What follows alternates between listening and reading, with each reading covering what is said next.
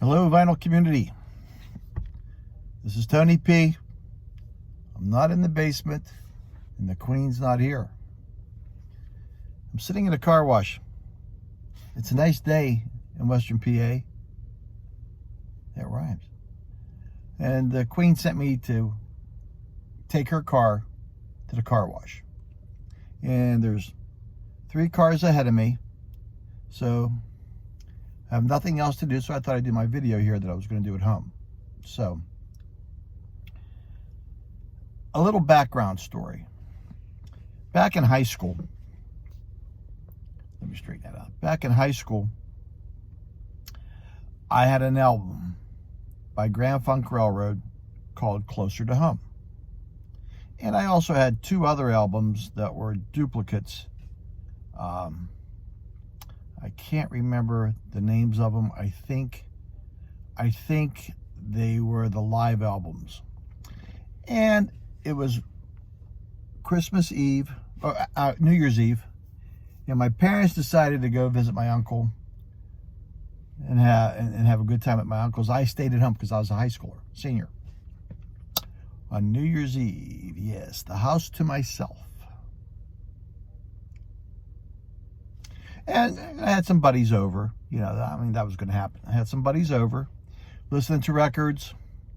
And one of the guys who wasn't really a close friend, but was a friend, said, I really like that Closer to Home album. Let me borrow it from you. I said, no, I really like that album. He said, how about if I buy it from you? And I said, no, it's available. You can get it anywhere. And he said, come on. I said, I'll tell you what, I have duplicates of the live album. I'll give you one of the live albums.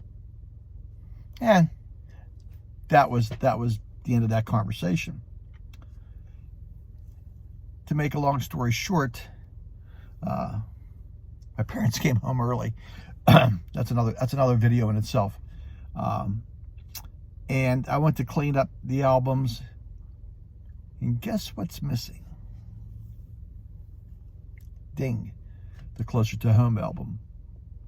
So evidently somewhere through the night, that young man absconded with it, and one thing led to another, and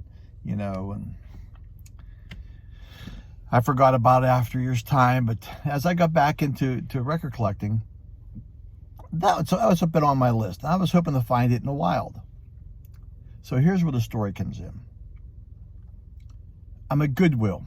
I'm looking through their records, 99-cent records, and guess what I see? Hold on for a second, gang. I had to move up. I have to move up my car because I'm in a car wash. Remember that. There's people ahead of me, so I had to stop there. So I'm looking at them running, and I see a white album. And white album, I thought it was the Beatles. White album, and I look inside there, and it says Closer to Home. I said, you gotta be kidding me. So I hurry up, pull it out. It's in great shape. 99 cents. Now, it doesn't have the original cover. It had a pretend cover on it. The ones you buy. And so I do a little bit more shopping, and I take it up front.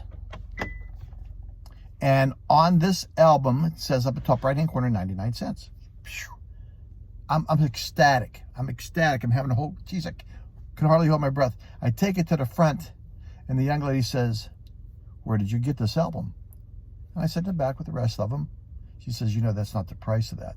And she flipped it over, and there was another tag on it, and it said $8. And I said, what? It has 2 prices. I said, what? This side says 99 cents. And she says, there's a whole box of them. That one should have probably been over here with the box of them. So she pointed me in a direction. At the front near the counter was a box full of great classic rock. Some Yes, Crosby, Stills, Nash & Young, Grand Funk Railroad, Black Sabbath. But they were all priced. I think the lowest priced was $8. The highest was $15. So I said, I'm not going to spend $7. The Grand Funk Railroad one was $7. And I said, well, I'm not spending $7. It doesn't even have the original cover on it. And so she says, you don't have to. So I went over and looked at the box, and there was Endless Summer in there for $8. $9, I can't remember what it was. I don't have it here to show you. But I bought that because I really wanted that one more than I wanted the Grand Funk Railroad one, so I really did buy it. And I was a little bit mad about that. Now, so we talked a little bit. She said, yeah, the boss, the manager of the Goodwill came down special to price those records. Now think about it. I don't know if I should be mad or not. You tell me what I should be. Should I be mad? Or should I just say, hey, that's just how it goes in thrifting. You win some, you lose some. But remember, Goodwill has no overhead on those. And I'm sure they like to make as much money as they can on items. I understand that. But then again, if I'm going to spend $10 on Endless Summer, I can go almost to any record store probably. I would think, to get that. You let me know what you think. But I did come away with some CDs and some and Endless Summer. You know, I got a little Elton John, Greatest Hits. I got another Norah Jones debut album, which I always buy because those are really good. I like to give those to friends. As a matter of fact, I got a second Norah Jones there, her second album. What else did we get? John Lennon's collection, $1.98 for that. So it was excellent. So, but there I am. That was my little rant about Goodwill, and I'm still the third car in line here at the car wash. So, Tony P from the car wash. Peace, love, rock and roll, and God bless you. See you again down the road. May your records be flat and your stylists run true. Thank you, people. See you. Take care. Bye-bye.